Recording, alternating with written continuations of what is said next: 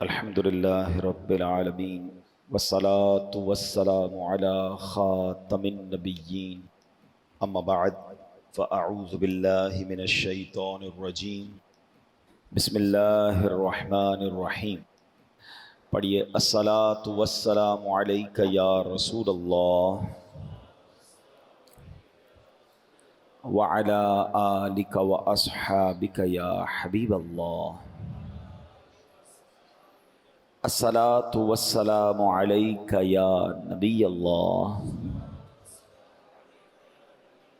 وعلى آلك وأصحابك يا نور الله۔ درود پاک پڑھنے کے بے شمار فضائل و برکات ہیں۔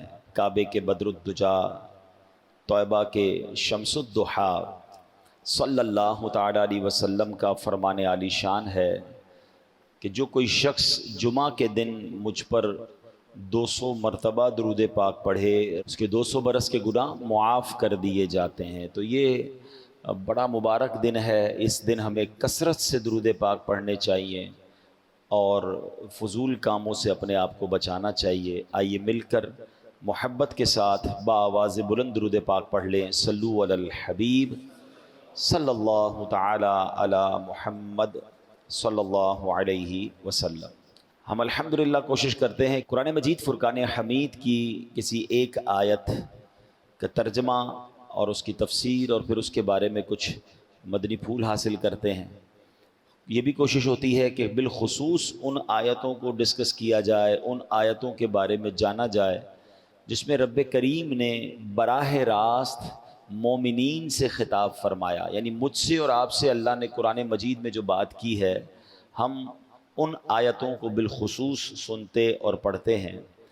آج قرآن پاک کی جو آیت ہم سنیں گے پارہ نمبر 3 ہے، سورہ بقرہ ہے اور آیت نمبر 278 اور 279 ہے۔ پہلے میں تلاوت کر دیتا ہوں اس کا ترجمہ اور پھر انشاءاللہ اس موضوع کو لے کر آگے بڑھتے ہیں۔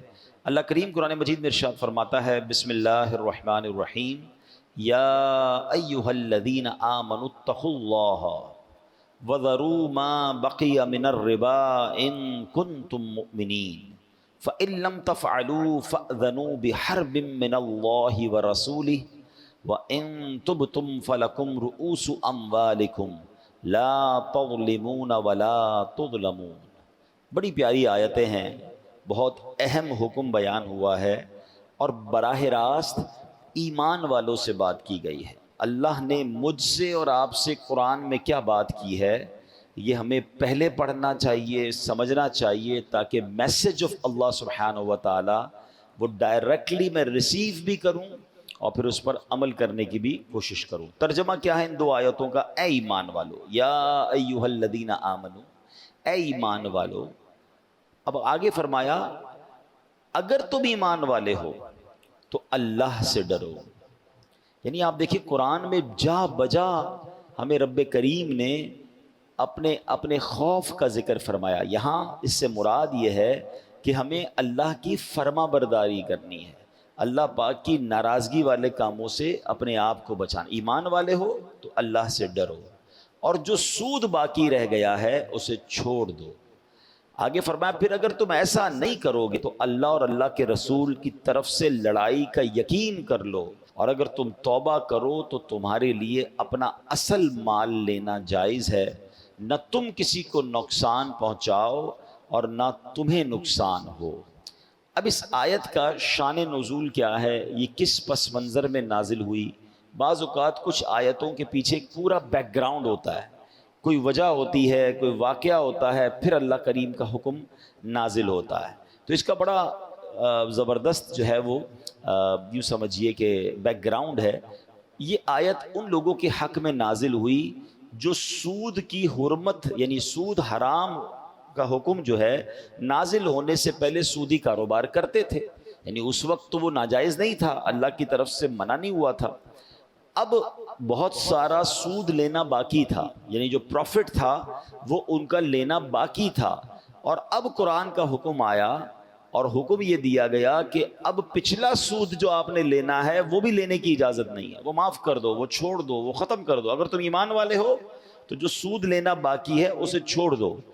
اور دوسری آیت میں فرمایا گیا کہ سود کی حرمت کا یعنی سود حرام ہونے کا حکم نازل ہو چکا. اب اس کے بعد بھی جو سود کا لین دین کرے گا وہ اللہ تعالیٰ اور اس کے رسول سے جنگ کا یقین کر لے. اعلان کیا کر دیا گیا کہ یہ کام کرنے والا گویا اللہ اور اس کے رسول سے جنگ کر رہا ہے. اب یہ کتنا سخت حکم ہے. یعنی ہمیں ڈرایا گیا کہ جب اللہ سے کوئی جنگ کرے گا تو پھر تو اس نے برباد ہی ہونا ہے. پھر تو کوئی ایسا تو معاذ اللہ سوچ ہی نہیں سکتا نا کہ میں اللہ سے جنگ کر کے جیت جاؤں گا. تو اس کا مطلب بربادی ہے.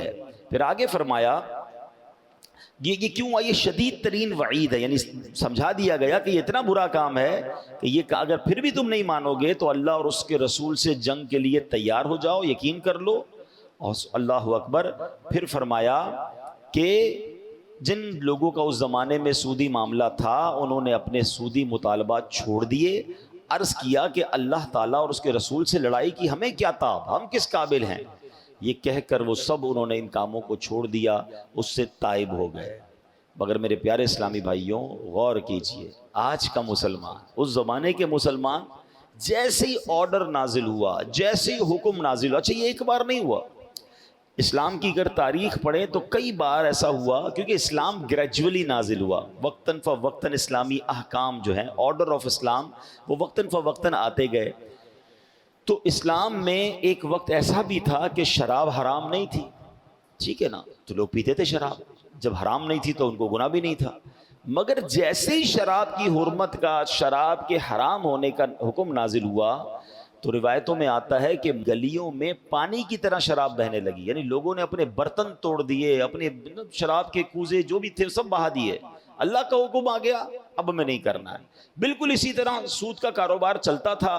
جیسے ہی آرڈر آ گیا, جیسے ہی اللہ کا حکم آیا, یعنی آج کے زمانے کے لاکھوں کروڑوں روپے لوگوں کے نکلتے تھے, معاف کر دیے, ختم. اللہ کا حکم آ گیا, فنش. یہ اس زمانے کے مسلمانوں کا جذبہ تھا. اچھا بڑی ایک باریک سی لائن ہے جو میں سمجھانا چاہتا ہوں. یہ وہ قوم تھی جو شراب پیتی تھی اور گناہ بھی نہیں تھا, ٹھیک ہے نا, عادت میں بھی تھا. یہ وہ قوم تھی جو سود کا کاروبار کرتی تھی اور گناہ بھی نہیں تھا, کیونکہ آرڈر ابھی نہیں آیا تھا حرام کا. یعنی آدھی لائف, یہ زندگی کا بہت سارا وقت گزرا وہ کام کرتے کرتے, حکم آیا وہ سب چھوڑ دیا. ہم تو جب سے پیدا ہوئے ہیں شراب حرام ہے نا, ہم تو جب سے پیدا ہوئے ہیں, جب سے آنکھ کھولی ہے سود حرام ہے, ہمیں پتہ ہے, مسلمانوں کو پتہ ہے. یعنی معلوم ہوتے ہوئے مسلمان شراب پی رہا ہے. فرق دیکھیے, وہ جب پیتے تھے وہ جائز تھا, جب وہ سود کا کام کرتے تھے حرام نہیں ہوا تھا. مگر حکم آیا تو جو عادتیں تھیں وہ رائٹ اوے, ایسا نہیں تھوڑے دنوں بعد تھوڑا وقت لے لیں, یار ابھی تھوڑا ٹائم لگے گا, اگلے سال توبہ کر لیں گے, نہیں. ادھر حکم نازل ہوا, ادھر برتن ٹوٹنا شروع ہو گئے, ادھر شراب بہنی شروع ہو گئی, ادھر حکم نازل ہوا. صحابہ اکرام نے یا جو بھی لوگ تھے کہا حضور ہم نے بس معاف کر دیا, اللہ کا حکم آ گیا, لبیک. ہم پر اللہ کا حکم نہیں آیا, ہمیں نہیں پتا. کیا یہ بچپن سے نہیں سن رہے کہ سود کا کام کرنے والا ایسا جو اللہ سے جنگ کرتا ہے؟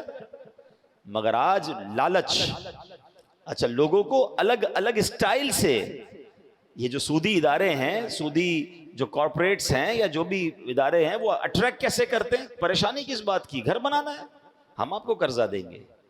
موٹر سائیکل چاہیے, ہم آپ کو قرضہ دیں گے. اچھا گاڑی چاہیے, ہم آپ کو قرضہ. بچے کی شادی کیوں گھبرا رہے ہو, ہم آپ کو قرضہ دیں گے. تو پھر سود بھی تو لے رہے ہیں.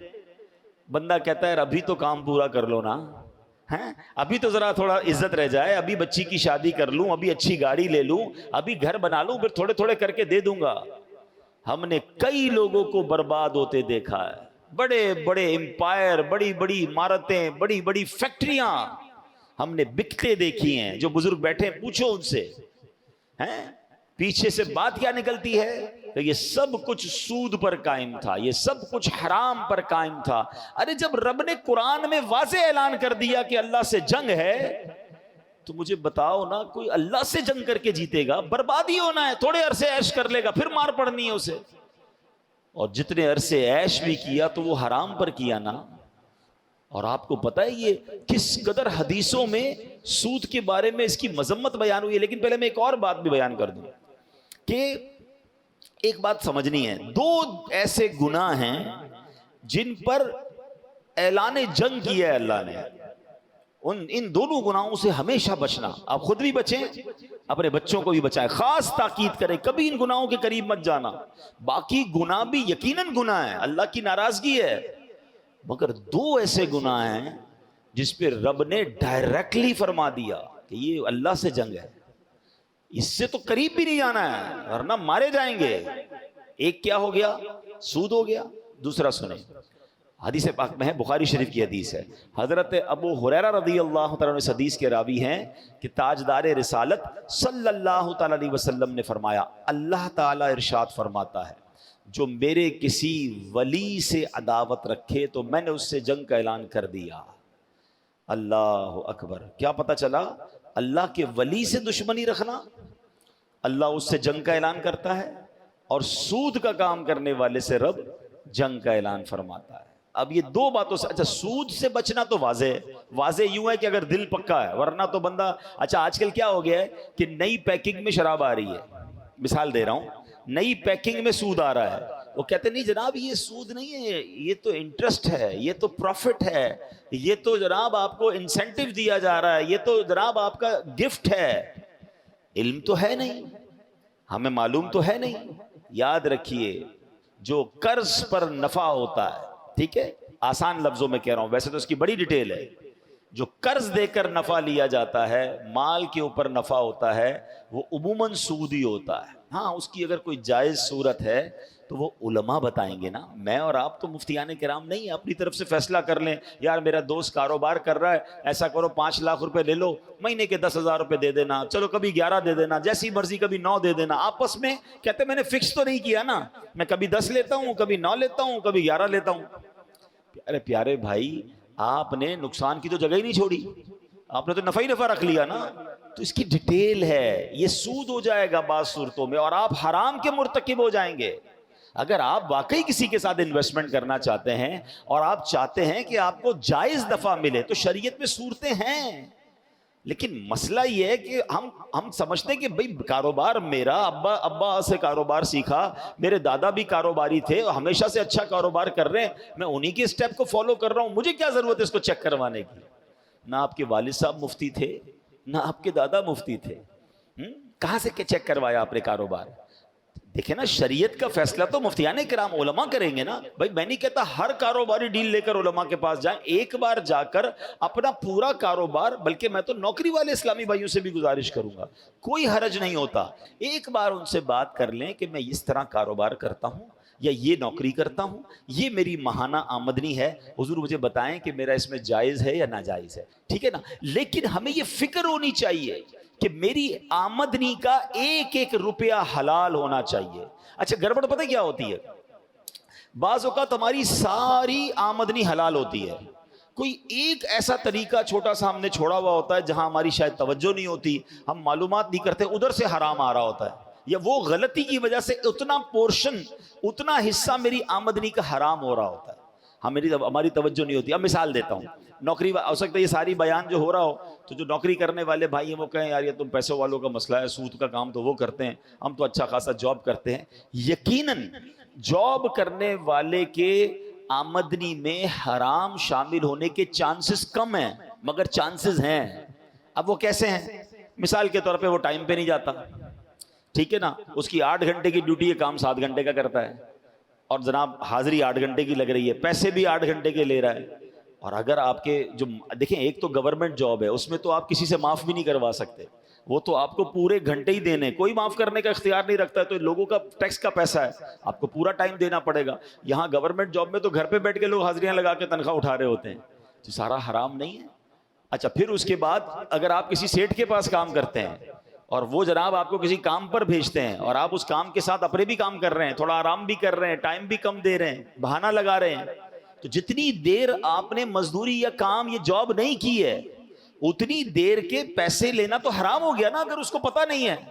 آپ شریعت کا حکم، کتنی خوبصورت ہماری شریعت ہے کہ جاب کرنے والا اپنے باس سے اجازت کے بغیر نماز کے ساتھ نوافل بھی نہیں پڑھ سکتا، یعنی کیونکہ نفل نماز پڑھے گا تو اتنی دیر وہ اپنی جاب سے کام لے رہا ہے نا، کم کر رہا ہے، اجازت لے ورنہ نہیں پڑھ سکتا۔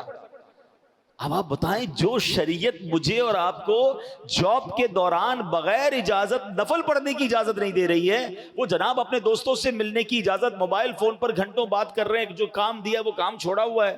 کئی لوگ کمپیوٹر پہ بٹھا کر ان سے کوئی کام لینا ہوتا ہے، وہ کمپیوٹر پہ کچھ اور کر رہے ہوتے ہیں، اور جناب آخر میں حاضری لگا کر تنخواہ بھی لے رہے ہوتے ہیں۔ تو چاہے آپ جاب کر رہے ہیں، چاہے کاروبار کر رہے ہیں، ایک بات یاد رکھیے، ایک نقطہ، ایک روپیہ بھی میری اور آپ کی روزی میں حرام نہیں آنا چاہیے۔ اب آپ کہیں گے یار ہزاروں روپے کماتا ہوں یا لاکھوں کماتا ہوں، تھوڑا بہت حرام آ جائے گا تو کیا ہوگا؟ میں آپ کو ایک ایگزامپل کے ذریعے سمجھاتا ہوں۔ ایک برتن ہو اور اس برتن میں آپ ٹھنڈا میٹھا دودھ بھر دیں، ایک بالٹی لیں اور اس میں ٹھنڈا میٹھا دودھ بھر دیں اور اس میں 2 قطرے پیشاب کے ڈل جائیں۔ اب آپ وہ دودھ پیئیں گے؟ ٹھنڈا میٹھا، پوری بالٹی ٹھنڈا میٹھا ہے، آپ کیا کہیں گے؟ 2 قطرے نے اس پوری بالٹی کو ناپاک کر دیا۔ ایسا ہی بالکل اسی طرح آپ کی روزی تو پاک ہے، مگر ایسا نہ ہو کہ تھوڑے سے حرام کے پیسے بھی ہماری اس پوری روزی کی برکت کو حرام کر دیں۔ اور آپ یاد رکھیے، حرام کمانے والے کی بہت ساری نحوستیں ہیں، مگر ایک بڑا پرابلم یہ ہے کہ اس کی دعا قبول نہیں ہوتی۔ ہمارے کئی لوگ ہمیں ملتے ہیں، کہتے ہیں یار دعا قبول نہیں ہوتی، مشکل آسان نہیں ہوتی، برکت نہیں ہے، ٹینشن بہت ہے، میں رات کو پراپر سو نہیں سکتا، بچوں میں خوشیاں نہیں ہیں، فیملی میں بڑے پرابلمز ہیں۔ خدا را چیک کر لیجئے آپ کی روزی میں کہیں حرام کی آمیزش تو نہیں ہے۔ حضرت موسیٰ علیہ نبینا علیہ الصلوۃ والسلام نے ایک شخص کو دیکھا جو بڑا گڑ گڑا کر رو رہا تھا، یا اللہ یا اللہ یا اللہ میری دعا سن لے۔ حضرت موسیٰ تو کلیم اللہ ہے نا، اللہ سے باتیں کرتے تھے، تو آپ نے اللہ پاک سے کہا یا اللہ اس کی دعا قبول کر لے، یہ تجھے اتنا رو رو کے پکار رہا ہے۔ ارشاد ہوا اے موسیٰ یہ اتنا روئے کہ روتے روتے مر جائے، یہ اتنے ہاتھ اٹھائے کہ اس کے ہاتھ آسمان کو چھو جائیں، اے موسیٰ ہم نے اس کی دعا قبول نہیں کرنی۔ عرض کی یا اللہ کیا وجہ ہے؟ ارشاد ہوا اے موسیٰ یہ جو کھاتا ہے یہ حرام ہے، یہ جو پہنتا ہے یہ حرام ہے۔ اب میں روزے بھی رکھوں، میں نمازیں بھی پڑھوں، میں جناب مقدس مقامات پر بھی جاؤں، میں رو رو کے دعائیں بھی کروں، لیکن روزی حرام ہے، پھر کدھر سے دعائیں قبول ہوں گی؟ عبادتیں بھی قبول نہیں ہوتی۔ اچھا پھر بچوں کو جو آپ حرام کھلاتے ہیں، اچھا لوگ کہتے ہیں میں اس لیے غلط کرتا ہوں کہ بچوں کے لیے کر رہا ہوں، اپنے لیے تھوڑی کر رہا ہوں۔ آپ غلط کر رہے ہیں، جو اپنے بچوں کے لیے حرام کما رہا ہے۔ روایتوں کا یہ مضمون ہے کہ جو باڈی، جو جسم حرام سے بڑھتا ہے، حرام سے پلتا ہے، وہ جہنم کی آگ میں جلنے کے قابل ہے۔ آپ تو اپنے بچوں کو جو نشو نما ہو رہی ہے، جو ان کی گروتھ ہو رہی ہے، وہ حرام سے کر رہے ہیں۔ آپ بچے کے لیے دودھ لا رہے ہیں، بچے کے لیے کھانا لا رہے ہیں، بچے کے لیے جو بھی لا رہے ہیں، اگر وہ حرام سے ہے تو آپ سوچیں۔ کچھ لوگ تو ایسی جاب تلاش کرتے ہیں کہ یار جاب 40,000 کی ہے، اوپر کی کمائی لاکھوں کی ہے۔ نہ کرو ایسا، یہ اوپر کی کمائی آپ کما تو لوگے، مگر قیامت کے دن کیا جواب دیں گے؟ میں نے اسی ممبر پر بیٹھ کر ایک جملہ کہا تھا، آج پھر کہتا ہوں، کاش کسی کے دل میں بات اتر جائے۔ میں نے کیلکولیشن کی تھی، اور میری اس کیلکولیشن کو آپ سب سمجھیے۔ اپنی زندگی میں اپنی کمائی کا کتنا فیصد میں اپنی ذات پر خرچ کرتا ہوں؟ سب لوگ غور کر لیں، نوکری والے بھائی بھی، کاروباری بھائی بھی۔ اپنی سوال کیا ہے؟ اپنی زندگی میں اپنی پوری زندگی کی کمائی کا اپنی ذات پر، پرسنل میری ذات پر میں کتنا خرچ کرتا ہوں؟ میں نے حساب کیا 5%، صرف 5%۔ باقی کدھر خرچ ہو رہا ہے؟ بیوی پر، بچوں پر، ماں باپ پر، فیملی پر، یا بندہ کافی سارا چھوڑ کے مر جاتا ہے۔ اپنے اوپر بندہ خرچ بہت تھوڑا کرتا ہے۔ ہم تو بعض اوقات اپنے نئے کپڑے بھی نہیں سلواتے، بچوں کے لیے لے رہے ہوتے۔ ایسا ہی ہے نا، ہماری خواہشات کم، فیملی بچوں کی زیادہ ہوتی ہے۔ اچھی بات ہے، اپنے بچوں پہ لوگ اچھا خرچ کرنا چاہیے، مگر جو میں سکھانا چاہ رہا ہوں، سمجھانا چاہ رہا ہوں، اب 100 روپے کمائے میں نے، اپنے اوپر کتنے خرچ کیے؟ 5۔ جواب دیجئے کتنے خرچ کیے؟ اللہ کی بارگاہ میں جواب کتنے کا دوں گا؟ 100 روپے کا۔ پوائنٹ سمجھیے، کمائے کتنے؟ 100، خرچ کتنے کیے؟ 5، جواب کتنے کا دوں گا؟ اگر وہ 100 حرام کے کمائے، خرچ تو 5 ہی کیے، مار پورے 100 کی پڑنی ہے، عذاب پورے 100 کا میں اٹھاؤں، باقی لوگ مزے کریں۔ تو یہ کتنی بڑی بے وقوفی ہے بھائی. جب میں نے اپنے اوپر خرچ 5% کرنا ہے, مشکل سے بہت بہت شوقین آدمی ہے تو 10% کر لے گا, اس سے زیادہ نہیں. باقی تو بندہ جیتا ہی دوسروں کے لیے ہے. جب میں نے دوسروں کے لیے کرنا ہے تو مار میں کیوں کھاؤں بھائی؟ میں نے حلال کمانا ہے. اور آپ یقین کریں جس دن آپ نے طے کر لیا نا میں نے حلال کمانا ہے, اللہ نے آپ کے لیے راستے کھول دینے ہیں. وہ آپ کو سکون بھی دے گا, وہ برکت بھی دے گا, وہ آسانی بھی دے گا. کچھ آزمایا جائے گا, ٹیسٹر ضرور لگتا ہے. بندہ کہے یار آج حرام کا شٹر بند کیا, کل حلال کا کھلا کیوں نہیں؟ نہیں, تھوڑے دن لگیں گے, چیک کیا جائے گا پکا بھی ہے کہ نہیں. کہ اللہ کو نہ آزمایا کرو, اللہ پر بھروسہ کیا کرو. ہاں, اللہ کو لوگ آزما رہے ہوتے ہیں. دیکھو مولانا صاحب نے تو کہا تھا ایک دروازہ بند ہوگا 10 کھلیں گے, میرا تو دروازہ ہی بند ہو گیا. کچھ آزمایا جائے گا, غلط کیا تھا اس کی سزا نہیں ملے گی. اتنے دن تک رشوت کھاتے رہے, سود کھاتے رہے, شراب کا کام کرتے رہے, کوئی سزا نہیں ملے گی. نہیں, تھوڑا ٹائم لگے گا, لیکن جب دروازہ کھلے گا نا. اور ایسی مثالیں موجود ہیں. میں کئی ایسے لوگوں کو جانتا ہوں جنہوں نے سود کے خلاف فیصلہ کیا, اپنی فیکٹری بیچ دی, اپنی پراپرٹی بیچی, اپنا کاروبار بند کیا کہ آپ سود نہیں کریں گے, اللہ سے جنگ کر کے کیا کرنا ہے. اللہ نے ان کو پہلے سے اچھا کھڑا کر دیا, ان کے کام اور اچھے ہو گئے. اور پھر جب دعائیں قبول ہونے کی بات ہو رہی ہے نا کہ حرام والے کی دعا قبول نہیں ہوگی, تو بڑا خوبصورت سوال ایک بار حضرت سعد بن ابی وقاص رضی اللہ تعالیٰ عنہ نبی پاک سے کیا تھا. حضرت سعد بڑے کمال کے صحابی ہیں, میں آپ کو بتاؤں, یہ عشرہ مبشرہ میں سے ہیں. ہی از ون آف دوز 10 صحابہ کرام جن کو اللہ کے نبی علیہ السلام کی زبان مبارک سے زندگی ہی میں جنت کی بشارت ملی تھی. ویسے تو ہر صحابی نبی جنتی ہے, مگر یہ وہ 10 صحابہ ہیں جن کو نبی پاک نے اپنی زبان سے فرمایا تھا کہ یہ جنت میں ہے, یہ جنتی ہے. تو حضرت سعد نے ایک بڑا کمال کا سوال کر لیا, کہ یا رسول اللہ صلی اللہ علیہ وسلم, میں مستجاب الدعوات بننا چاہتا ہوں. آئے ہائے, مستجاب الدعوات پتہ ہے کس کو کہتے ہیں؟ جو دعا مانگے وہ دعا قبول ہو جائے. اس سے اچھی کیا بات ہے, کتنا کمال کی بات ہے. اچھا, نبی پاک علیہ الصلوۃ والسلام نے کوئی بہت طویل جواب نہیں دیا کہ اے سعد اتنے روزے رکھو, اتنی نمازیں پڑھو, اتنے سجدے کرو, اتنے ختم قرآن کرو, تب جا کے تم مستجاب الدعوات جاؤ گے. نو, اونلی ون لائنر آنسر, ایک جملے میں میرے آقا نے جواب دیا. فرمایا اے سعد اپنی غذا پاکیزہ کر لو, تم مستجاب الدعوات بن جاؤ گے. ہائے ہائے ہائے, میری غذا پاکیزہ, میری روزی حلال, اب دعائیں قبول. اب مجھے بتاؤ مسئلہ کیا رہے گا؟ ہم پیسوں سے مسئلہ حل کرنے جاتے ہیں اور پیسے حرام کما لیتے ہیں. پیسے حلال کر لو, روزی حلال کر لو, اور ہاتھ اٹھانا شروع کر دو نا, اے اللہ بیماری دور کر دے. نہیں ہے علاج کے پیسے, اے اللہ تھوڑے مگر حلال ہیں, اتنے بڑے ہاسپٹل میں نہیں جا سکتا. مگر جب آپ مستجاب الدعوات بن جاؤ گے تو میرا رب بغیر دوائی کے شفا دینے پر قادر ہے. میرا رب بغیر کسی ایفرٹ کے آپ کی مشکل دور. آپ کو لگتا ہے پہاڑ جتنی مشکل ہے, میرے رب کے لیے کیا مشکل ہے. ان اللہ علی کل شیء قدیر, یہ وہ رب ہے جب چاہتا ہے تو حضرت موسیٰ کے لیے دریائے نیل راستے دے دیتا ہے. یہ وہ رب ہے جب اپنی قدرت کا نظارہ دکھاتا ہے تو بہت بڑی آگ جو ہوتی ہے حضرت ابراہیم کے لیے باغ بنا دیتا ہے. وہی میرا رب ہے جب وہ چاہتا ہے حضرت یوسف کو اندھیرے کنویں سے نکالتا ہے اور مصر کا بادشاہ بنا دیتا ہے. مجھے لگتا ہے میں کنویں میں پھنس گیا ہوں, مجھے لگتا ہے میرے سامنے آگ کھڑی ہے, مجھے لگتا ہے آگے غموں کا دریا ہے, راستہ نہیں ہے. اللہ پر بھروسہ کر کے اللہ کی طرف بڑھ جائیں, حرام چھوڑ دیں, وہ رب راستے بھی نکالے گا, وہ آگ کو باغ بھی بنائے گا اور آپ کو غموں کے کنویں سے نکال کر خوشیوں کے اجالے میں داخل کر دے گا.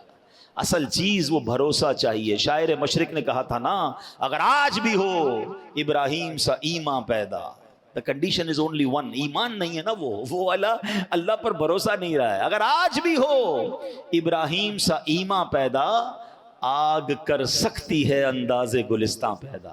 آج بھی آگ گلزار بن سکتی ہے. تو بہرحال میرے پیارے اسلامی بھائیوں, آج قرآن پاک کی جو ہم نے آیت سنی ہے اس میں سود کی حرمت, سود کتنا بڑا گناہ ہے, اور سود کا کام کرنے والے کو اللہ نے فرمایا پھر اللہ سے جنگ کے لیے تیار ہو جاؤ. اگر نہیں چھوڑنا ہے تو تیار ہو جاؤ. حدیثیں بھی سن لیجئے. پیارے آقا علیہ الصلوۃ والسلام فرماتے ہیں جس قوم میں سود پھیلتا ہے اس قوم میں پاگل پن پھیلتا ہے.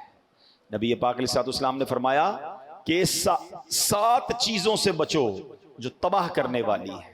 صحابہ کرام نے عرض کی یا رسول اللہ صلی اللہ علیہ وسلم وہ 7 چیزیں کون سی ہیں؟ ارشاد فرمایا شرک کرنا, جادو کرنا, اسے ناحق قتل کرنا جس کا قتل کرنا اللہ نے حرام قرار دیا ہے، جو مسلمانوں کو قتل کر دیتے ہیں بلا کسی شرعی وجہ کے۔ نمبر 4 فرمایا سود کھانا۔ نمبر 5 یتیم کا مال کھانا۔ نمبر 6 جنگ کے دوران مقابلے سے پیٹ پھیر کر بھاگ جانا، یہ جہاد کے معاملات کے وقت۔ اور نمبر 7 پاک دامن شادی شدہ مومن عورتوں پر تہمت لگانا۔ یہ 7 ایسے گناہ فرمائے جو تباہ کر دینے والے ہیں۔ اور نبی پاک علیہ الصلوۃ والسلام فرماتے ہیں جس کسی بستی میں زنا یعنی بدکاری اور سود پھیل جائے، اللہ عز و جل اس بستی والوں کو ہلاک کرنے کی اجازت دے دیتا ہے، فرشتوں کو اجازت دے دیتا ہے کہ اب اسے ہلاک کر دو۔ سچ بتائیے کہ یہ دونوں بیماریاں پھیلی ہیں کہ نہیں پھیلی؟ بدکاری بھی عام اور سود کو تو بڑے فخر سے بیان کیا جاتا ہے، میری فلاں جگہ انویسٹمنٹ ہے تو میرے فلاں جگہ انٹرسٹ آتا ہے تو میں نے سود پہ پیسے لگائے ہوئے ہیں۔ نہ کریں ایسا، نہ کریں، برباد ہو جائیں گے۔ ہم مسلمان ہیں، ہم اللہ کے بندے ہیں۔ اللہ نے قرآن میں واضح مجھ سے اور آپ سے فرمایا اے ایمان والو اللہ سے ڈرتے ہو تو پھر یہ کام نہیں کرنا ہے۔ اللہ مجھے اور آپ کو حرام روزی سے محفوظ فرمائے، فقط حلال کمانے کی توفیق عطا فرمائے۔ اللہ ہمارے حلال میں ایسی برکت ڈال دے کہ کبھی حرام کا خیال بھی دل میں نہ آئے۔ اللہ ہماری نسلوں کو بھی سود سے، رشوت سے اور حرام کے مال سے محفوظ فرمائے۔ تو اے میرے پیارے اسلامی بھائیوں، ایسی پیاری باتیں دعوت اسلامی کے ماحول میں سکھائی جاتی ہیں۔ ہر جمعے کو جب یہاں بیان ہوتا ہے تو کوشش کریں ٹائملی آ جایا کریں، اور سوشل میڈیا پر ہمارا یہ بیان ہم لائیو بھی ٹیلی کاسٹ کرتے ہیں، فیس بک پر، یوٹیوب پر عبدالحبیب اتاری کے نام سے جو ہمارا پیج ہے آپ اس کو شیئر بھی کیا کریں۔ اس کے علاوہ دعوت اسلامی کے جمعرات کے اجتماع میں آیا کریں، مدنی چینل دیکھیں تو اس طرح کی باتیں مزید سیکھتے رہیں گے۔ اللہ پاک عمل کی توفیق عطا فرمائے، آمین بجاہ النبی الامین صلی اللہ علیہ وسلم۔